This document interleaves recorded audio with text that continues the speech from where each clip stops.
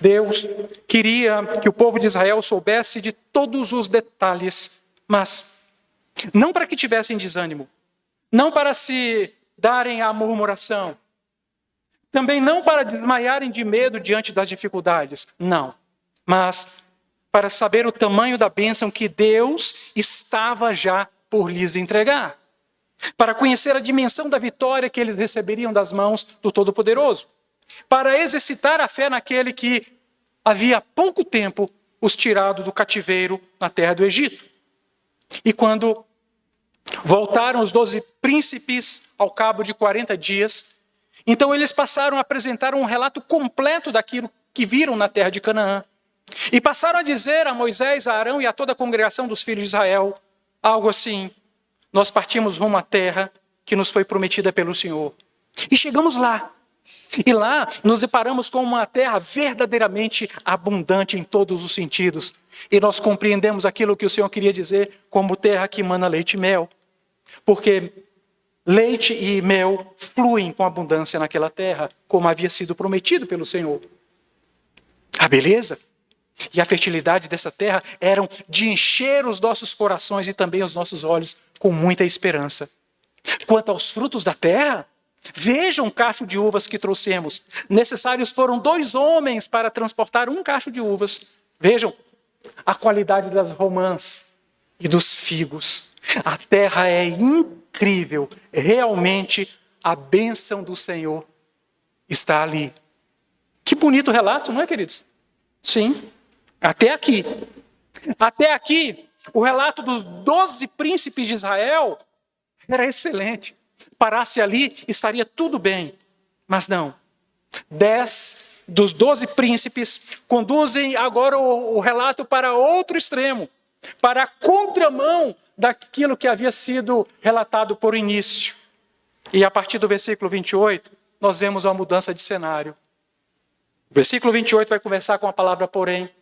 Porém, ao mesmo tempo em que contemplávamos a exuberância da terra e da natureza, os seus muitos frutos, toda a riqueza existente ali, começamos a sentir o peso da preocupação que vinha se avolumando em nossos corações, pois diante de nós estavam as cidades fortificadas, imponentes cidades, ameaçadoras cidades, habitadas por um povo robusto e poderoso. Em Hebrom, especificamente em Hebrom, nos deparamos com os terríveis e temíveis gigantes, filhos de Anak, que pareciam tão grandes e tão formidáveis guerreiros que, como as próprias montanhas, se confundiam cercando a terra. E ainda havia mais desafios à nossa frente.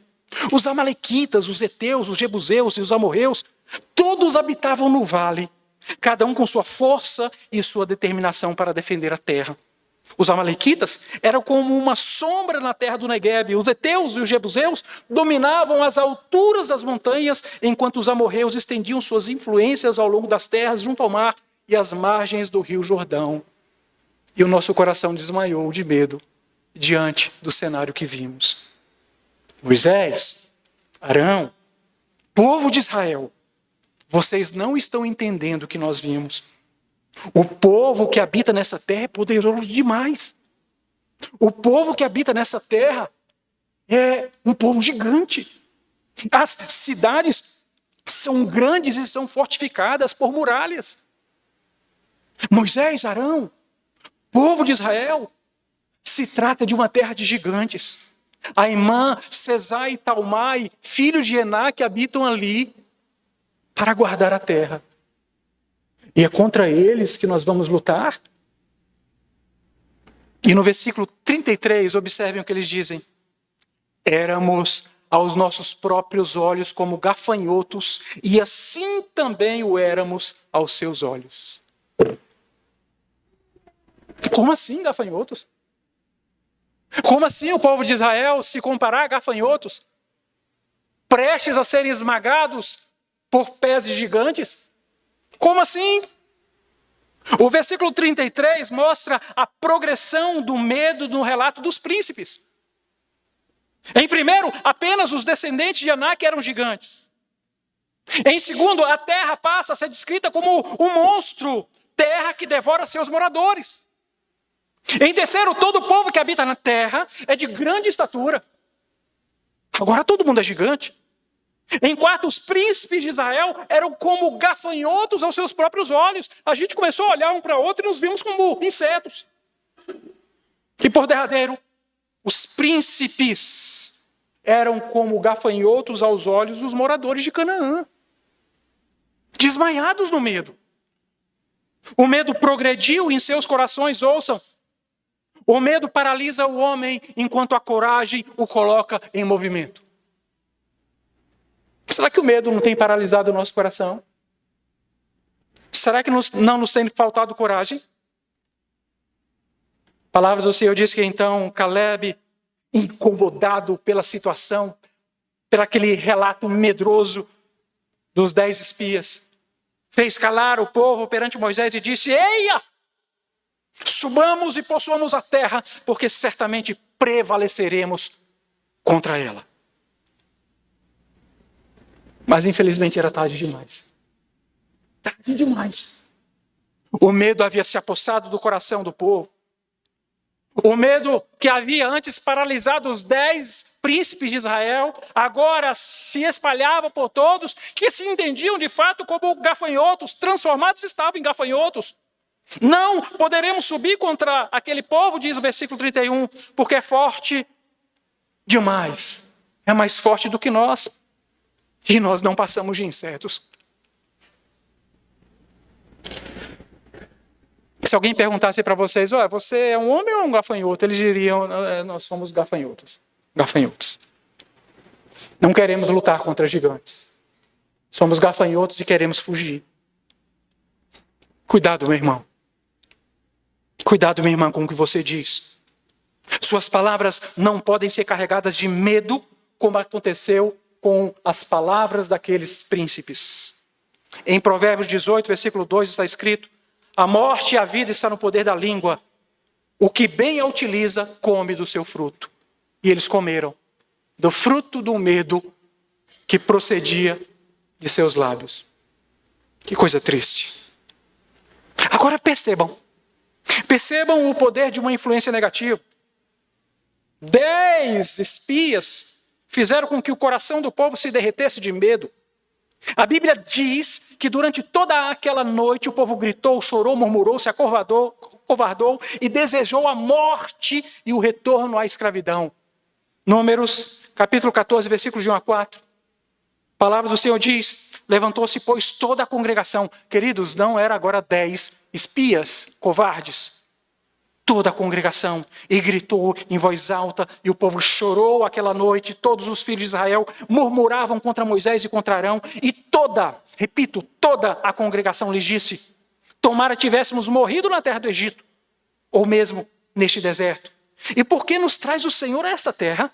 Para cairmos à espada e para que nossas mulheres e nossas crianças sejam por presa? Não nos seria melhor voltarmos ao Egito? E começavam a dizer uns aos outros: levantemos um capitão e voltemos ao Egito. Que coisa triste. Mas ouçam, em oposição à palavra do medo e da covardia dos 10 príncipes, cuja mente era tacanha, obtusa, fechada, limitada, apoucada e desprovida de fé, Josué e Caleb apresentam outra interpretação do relatório. Outra versão. Não uma versão forjada no medo, mas algo trabalhado na coragem, na fé e na esperança que vem do nosso Senhor. E eles disseram, Números, capítulo 14, do versículo 7 a 9, eles vão dizer: a terra é muitíssimo boa, é terra que emana leite e mel. Se o Senhor se agradar de nós, então nos fará entrar nessa terra e nolo dará. Não sejais rebeldes contra o Senhor, não temais o povo dessa terra, como pão os podemos devorar. Retirou-se deles o seu amparo, o Senhor é conosco, não os temais. Era outro relatório, porque partia de um coração que confiava na palavra do Senhor. A coragem de Josué e de Caleb veio pela fé na confiança em Deus, presente em seus corações. Queridos, o medo não é o problema. O problema é aquilo que nós fazemos com o medo. O medo, ele não é inimigo, ele é bom, porque ele nos ajuda a calcular o dano, o prejuízo, a dificuldade, a utilizar melhor as armas para a batalha. Mas o medo não pode nos paralisar. Ele não pode retirar do nosso coração a confiança. Se não fosse, queridos irmãos, o medo, o povo de Israel teria avançado e confiado no Senhor. Uma das consequências negativas do medo é que, além de paralisar, fez com que o povo de Israel se arremetesse ao mal e ao pecado. Em Números 14:10, eles disseram, toda a congregação queria apedrejá-los. Porém, a glória do Senhor apareceu na tenda da congregação a todos os filhos de Israel. O Senhor está dizendo, opa, vocês não vão tocar nesse zão. Coragem para matar, para apedrejar, vocês têm. Coragem para se levantar contra aqueles que eu ungi, que eu estabeleci na liderança, vocês têm. Mas coragem para o trabalho, para a batalha, vocês não têm. Se não fosse a intervenção do Senhor, o povo teria apedrejado Josué, Calebe, Moisés e Arão. O povo, por causa de seu coração em medo, atraiu a ira do Senhor contra si. Está nos versículos 11 e 12 do capítulo 14. Disse o Senhor a Moisés, até quando me provocará esse povo? E até quando não crerá em mim? E a despeito de todos os sinais que fiz no meio deles, com pestilência o ferirei e o deserdarei e farei de ti povo maior e mais forte que esse. E a palavra diz que na sequência Moisés intercede pelo povo, está nos versículos 13 a 18. E Moisés vai dizer, Senhor, o que vão dizer do Senhor? Que o Senhor os tirou do Egito para matá-los no deserto? Eles têm visto o testemunho do Senhor acompanhando-os à noite como uma coluna de fogo, durante o dia como uma coluna de nuvem, guardando de todos os pesares do caminho. E agora, vão dizer o quê? E no versículo 18, Moisés conclui sua oração, sua intercessão, dizendo, Senhor, Tu és longânimo e grande em misericórdia, que perdoa a iniquidade e a transgressão, ainda que não inocente o culpado, e visita a iniquidade dos pais nos filhos até a 3ª e 4ª gerações. Perdoa, pois, a iniquidade desse povo, segundo a grandeza da tua misericórdia, e como também tens perdoado a este povo desde a terra do Egito até aqui. Ou seja, o povo estava reincidindo na desconfiança em relação ao Senhor. E o Senhor estava perdoando desde então. No versículo 20, o Senhor perdoa o povo, mas dá um terrível castigo como consequência. Está nos versículos 21 a 25 do capítulo 14. Tornou-lhe o Senhor, segundo a tua palavra, Moisés, eu perdoarei esse povo. Porém, tão certo como eu vivo e como toda a terra se encherá da glória do Senhor, nenhum dos homens que, tendo visto a minha glória e os prodígios que fiz no Egito e no deserto, todavia me puseram à prova já 10 vezes e não obedeceram à minha voz, nenhum deles verá a terra que com juramento prometi a seus pais. Sim, nenhum daqueles que me desprezaram haverá. Porém, o meu servo Calebe, visto que nele houve outro espírito e perseverou em seguir-me, eu o farei entrar na terra que espiou, a sua descendência a possuirá. Ora, os amalequitas e os cananeus habitam no vale. E o Senhor vai continuar dizendo, mudai então. Por quê? Queridos, dos versículos 20 a 24, vamos encontrar algumas coisas importantes. Depois eu volto no versículo 25. Mas preste atenção às coisas importantes que existem. O Senhor estava dizendo de maneira muito pontual. Ter medo contra a palavra do Senhor é colocar Deus à prova. Segundo, o Senhor estava contando quantas vezes Israel já o tinha colocado à prova. E até ali eram 10 vezes depois de sair do Egito. Você percebe o Deus que conta quantas vezes nós o colocamos à prova. O peso da responsabilidade que o conhecimento dessa palavra nos traz. Em terceiro, ter medo contra a palavra do Senhor é desprezar o próprio Senhor. O Senhor estava se sentindo exatamente assim, desprezado pelo seu povo. E em quarto lugar, o medo desviou Israel de sua bênção. Desviou. Tornou-lhe o Senhor, versículo 20, segundo a tua palavra eu lhe perdoei. Mas no versículo 25 ele vai dizer, ora, os amalequitas e os cananeus habitam no vale. Não é isso? Mudai amanhã de rumo e caminhai para o deserto pelo caminho do Mar Vermelho. O que o Senhor está dizendo aqui no versículo 25? Está com medo do vale dos amalequitas e do vale dos cananeus? Está com medo, povo meu? Mesmo eu dizendo que a minha bênção está ali? Mesmo eu dizendo que a vitória já é de vocês? Então mudai de rumo. Mudai. Não tem problema. Não querem a bênção? Não vou dar. Querem a maldição? Vou entregá-la a vocês. Tudo bem. Em Salmo 109, versículos 17 e 19 está escrito, amou a maldição, ela o apanhe. Não quis a bênção? Aparte-se dele. Vestiu-se de maldição como de uma túnica? Penetre como água no seu interior e nos seus ossos como azeite. Seja-lhe como a roupa que o cobre e como o cinto com quem sempre se cinge. Vocês não querem a bênção? Preferem a maldição? Tudo bem. É isso que o Senhor está falando. E é assim que o Senhor trata com seus filhos. Você não quer a bênção? Você tem certeza disso? Tudo bem. Muda o seu rumo. Não precisa fazer conforme a minha vontade. Faça como a sua vontade, então. Siga o caminho estabelecido no seu coração. O vale dos amalequitas e dos cananeus com Deus sempre é uma bênção, queridos. Mas o povo de Israel não compreendia essa verdade. O vale com Deus sempre significa bênção. O vale com Deus sempre significa vitória. O vale com Deus é sempre a certeza de provar o melhor da terra, do leite, do mel, da uva, da romã e dos figos. Mas o povo de Israel não queria. Queria a maldição, o deserto. Então volte para o deserto. E o Senhor fez isso. A terrível sentença de Yahvé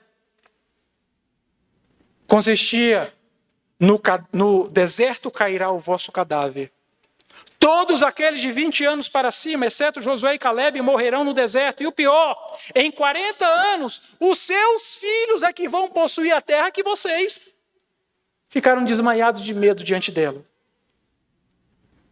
Os vossos filhos é que vão enfrentar e derrotar esses gigantes.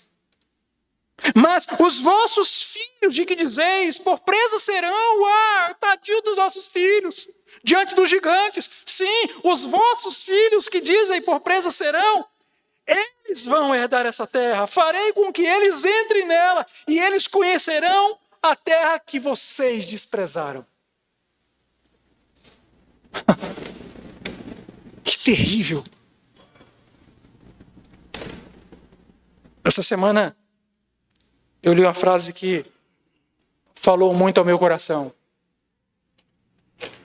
Se os pais tratam a igreja como se a igreja não fosse importante, no futuro seus filhos a desprezarão. Cuidado com a geração que você está formando, pai e mãe. Cuidado com seus filhos. Se você trata as coisas do Senhor como qualquer coisa, como você pensa que seus filhos farão amanhã? Como? Aí eu acho interessante, né? Depois da oposição deliberada à vontade do Senhor, depois do acovardamento, depois de haverem desmaiado de medo diante da bênção, depois de haver colocado o Senhor à prova por 10 vezes, agora vem o patético. Patético. O arrependimento tardio, como está nos versículos 39 a 45. Os filhos de Israel dizem para Moisés no versículo 40, eis-nos aqui e subiremos ao lugar que o Senhor tem prometido, porquanto havemos pecado. Então nós vamos subir e nós vamos guerrear. Decidimos agora. Patético. Ridículo. Agora? E vocês insultaram o Senhor? Vocês querem entrar em guerra? E nos versículos 41 e 43, Moisés vai dizer: por que transgredis o mandado do Senhor? Por isso não prosperará. Não subais. Moisés é muito claro com a determinação: não subais, pois o Senhor não estará no meio de vós, para que não sejais feridos diante dos vossos inimigos. Não subam. Se subir, serão feridos. Porque os amalequitas e os cananeus que estão diante de vós, vocês vão cair à espada diante deles. Pois uma vez que vos desviastes do Senhor, o Senhor não será convosco. Adiantou Moisés falar? Não. De forma patética, eles se armam para a batalha. Agora era valente, não? Agora queriam enfrentar o inimigo sem a presença do Senhor. E no versículo 44 há uma forte expressão, a expressão temerariamente. Contudo, temerariamente tentaram subir ao cimo do monte, mas a arca da aliança do Senhor e Moisés não se apartaram do meio do arraial. E era mais que óbvio que perderiam a guerra. Mais que óbvio. Então, desceram os amalequitas e os cananeus que habitavam na montanha e os feriram, derrotando-os até Horma. Foram derrotados. Pois é. Eles tiveram medo dos gigantes Aimã, Sesai e Talmai, que habitavam lá no Hebron, e foram expulsos pelas mãos dos amalequitas e dos cananeus. Não precisou de gigante para vencê-los. Não precisou. Arrependimento tardio não resolve. Depois que fez, não vai tirar a consequência. A consequência vem. Perderam a bênção. Desmaiaram perante a bênção. E agora teriam que se humilhar na presença do Senhor e enfrentar o castigo. 40 anos dando voltas no deserto. Até que aquela geração covarde caísse morta e o cadáver fosse sepultado no deserto. O que aconteceu? O inimigo cegou o entendimento para que não compreendessem que a vontade do Senhor é sempre boa, perfeita e agradável. Satanás agiu no coração de Israel. Ouçam, queridos, na parábola do semeador, Jesus ensina que uma parte da semente foi lançada e caiu à beira do caminho, e vieram então os pássaros e a comeram. Depois a parte para os seus discípulos, em particular, Jesus, explicando a parábola, diz aos discípulos que aquelas sementes que caíram à beira do caminho significava a palavra que caía no coração de algumas pessoas, mas não entrava no âmago do coração, e Satanás vinha e roubava e tragava aquela palavra. Está em Marcos capítulo 4, versículo 15. Satanás não quer que a palavra que produz fé vingue no coração. O medo no coração daqueles homens estava dizendo-lhes: vocês não são príncipes. Vocês são gafanhotos. Vocês não passam de insetos. Vocês são fracos e a própria terra haverá de engoli-los. Se isso não acontecer, os gigantes vão matá-los. Essa terra não é para vocês. E sempre o diabo insiste de que a providência do Senhor não será o bastante. E ele sempre insiste que a providência do Senhor, a ação do Senhor na nossa vida, não acontecerá. Na hora H, o Senhor vai te deixar sozinho. E daí o medo vem. Queridos, ouçam. É certo que em nós mesmos nada possuímos. É certo que em nós mesmos não temos força para vencer os obstáculos que à frente estão. É certo que em nós mesmos não há dignidade nenhuma. Não! Mas não vamos avançar com aquilo que é natural de nós e em nós mesmos. E nem iremos nos apoiar nas nossas próprias forças e nem na dignidade, porque nós não temos mérito algum. Mas nós vamos em nome de Jesus. É em nome de Jesus que nós vamos. na coragem de que Ele estará conosco nos momentos mais aguerridos, nos momentos mais renhidos da batalha. O Senhor haverá de estar ao nosso lado e nos conduzir à vitória e à bênção final. É isso que precisamos acreditar. Vamos conquistar exatamente aquilo que o Senhor já conquistou para nós na cruz do Calvário. Nada poderíamos fazer ao valente se Jesus, que é o mais valente, não tivesse entrado na casa dele e o amarrado. É Jesus que vence o valente, o mais valente. Os gigantes cairão, segundo a palavra do Senhor. A bênção de derrotar os gigantes foi dada a Israel. Israel perdeu e você perderá. Só Josué e Calebe acreditaram. E por causa dos outros, viram a bênção deles ser adiada por 40 anos. 40 anos de adiamento. Mas perseveraram. Ouçam. Para Deus não importa se você tem 40 ou 85 anos, o Senhor te vê como um vitorioso sobre os gigantes. É por isso que em Josué capítulo 14, versículos 7 a 13, Calebe faz uma cobrança a Josué, que assumiu agora a liderança do povo no lugar de Moisés, que era morto. E ele disse assim: tinha eu 40 anos quando Moisés, servo do Senhor, me enviou de Cades Barneia para espiar a terra. Você lembra disso, Josué? E eu lhe relatei como sentia no coração. Mas os nossos irmãos que subiram conosco desesperaram o povo. Eu, porém, perseverei em seguir o Senhor meu Deus. Então, Moisés naquele dia jurou dizendo: certamente a terra em que puseste o pé será tua e de teus filhos em herança perpetuamente, pois perseveraste em seguir o Senhor meu Deus. Eis agora, Josué, o Senhor me conservou em vida como prometeu. 45 anos há desde que o Senhor falou esta palavra a Moisés, andando Israel ainda no deserto, e já agora sou de 85 anos e estou forte. Ainda hoje, como no dia que Moisés me enviou. Qual era a minha força naquele dia? Olha que palavra maravilhosa. Qual era a minha força naquele dia? Tal ainda agora para o combate, tanto para sair a ele, como para voltar. Agora, pois, dá-me esse monte. Que monte? O Monte Hebrom, habitado pelos gigantes. Dá-me esse monte que o Senhor falou naquele dia.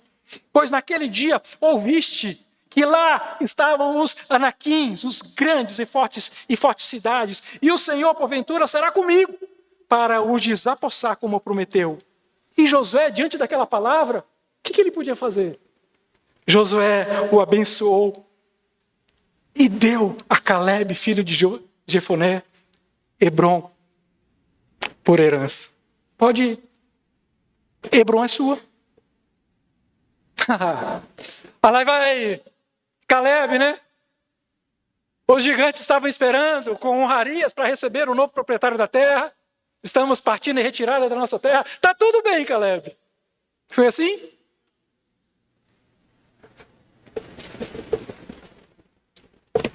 O capitão de Judá, Calebe, com 85 anos,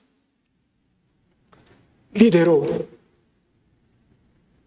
a sua tribo e tomou Hebrom da mão dos gigantes. Por isso que em Josué capítulo 15, versículos 13 e 14, está escrito: a Calebe, filho de Jefoné, porém, deu Josué uma parte no meio dos filhos de Judá, segundo lhes ordenara o Senhor, a saber, Quiriate Arba, isto é, Hebrom. Este Arba era o pai de Anak. Dali expulsou Calebe os 3 filhos de Anak, Sesai, Aimã e Talmai, gerados de Anak. Correram.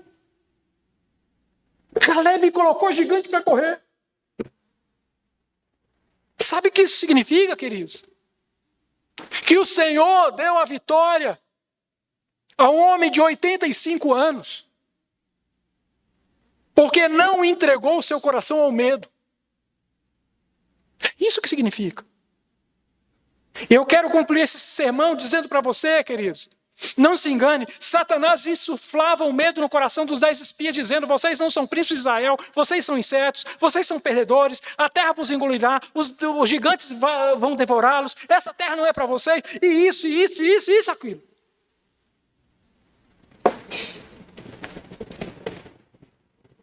E aqueles 10 homens não ouviram a voz do Senhor por meio do seu Espírito que dizia: vocês são herdeiros dessa terra, porque eu prometi a Abraão, a Isaque e a Jacó. Eu vou entregar essa terra nas mãos de vocês. Ajam como príncipes. E motivem esse povo. Os gigantes não serão páreo para vocês.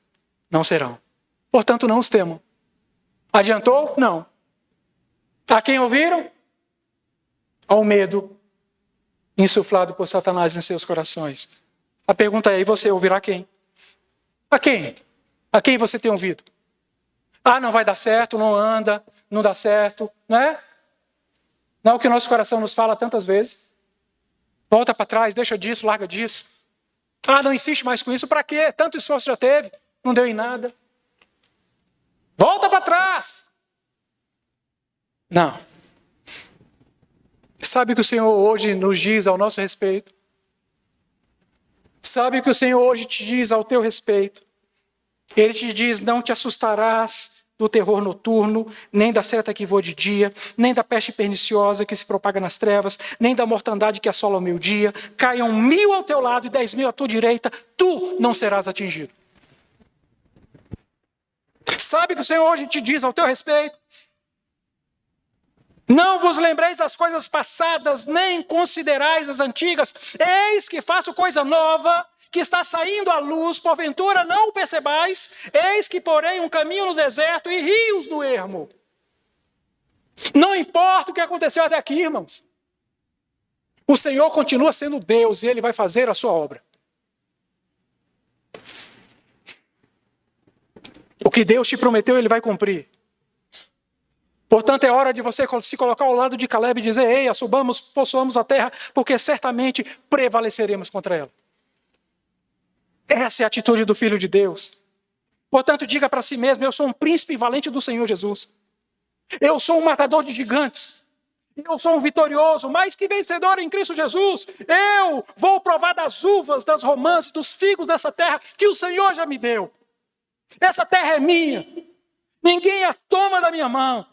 Eu não sou um gafanhoto, não sou um inseto, eu não vou desmaiar diante da minha bênção, não vou. Eu não tenho medo de gigantes, eu não vou me curvar diante da irmã Cesar e Talmai, nem de Satanás e de seus demônios, porque eu vou cantar como Moisés: o Senhor é minha força e o meu cântico, Ele me foi por salvação, este é o meu Deus, portanto eu o louvarei, Ele é o Deus de meu Pai, por isso o exaltarei. O Senhor é homem de guerra, o Senhor é o seu nome.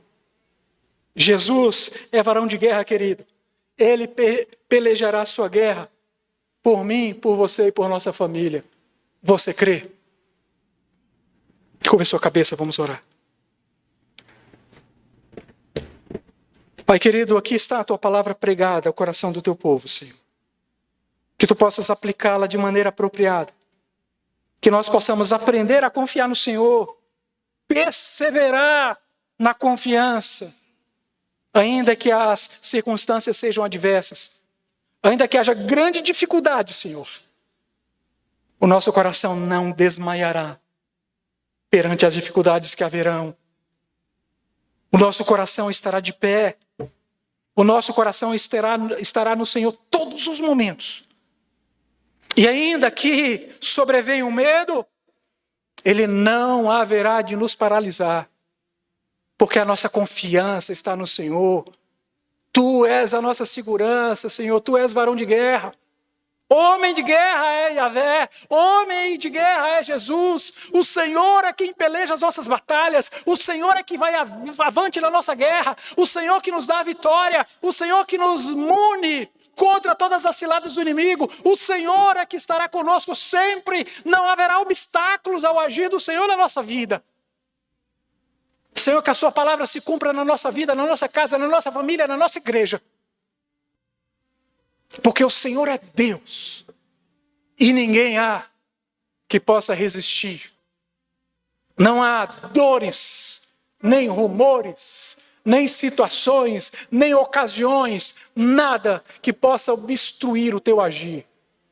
O Senhor continua sendo e sempre será o mesmo. Homem de guerra. Que possamos vencer essas batalhas, Senhor. Por mais difíceis que se tornem. Por mais renhidas que se aconteçam. Eu não sei como está o coração do meu irmão e da minha irmã nessa noite, mas tu sabes. A dor que é ali. Porventura, o desprezo sentido. A dor, Senhor, que faz sangrar, que corta o coração. Mas eu sei que o Senhor é o Deus que está cuidando nesse momento. E eu sei que nesta noite você vai voltar para casa melhor do que aqui entrou. Porque a graça do Senhor e a sua misericórdia é sobre a sua vida. E o Senhor é o Deus que sonda os corações para tratá-los, para curá-los. E se há algum medo ainda que te paralisa, o Senhor é contigo nessa noite. E diz para você, você não precisa ser como os 10 que me puseram à prova. Nem com o povo de Israel que por 10 vezes me provou e me provocou a ira. Mas você pode ser como Josué e Caleb e perseverar confiando na promessa. Porque a minha promessa eu cumprirei na sua vida. Nós não sabemos, Senhor, a dor que há no coração de cada irmão e de cada irmã. O quanto ferido está. Mas sabemos que Tu és o Deus da cura. Tu és Yahvé Rafá. E nós cremos que a cura chegou. E que é hora, Senhor amado, de vencido esse deserto. De ocupar essa terra que o Senhor já nos deu por herança. E de derrotar gigantes para a glória do Teu nome. Que toda a honra, toda a glória sejam dadas ao Senhor, o Deus Todo-Poderoso. Cumpra-se a Sua palavra na vida do Teu povo. No nome de Jesus. Amém.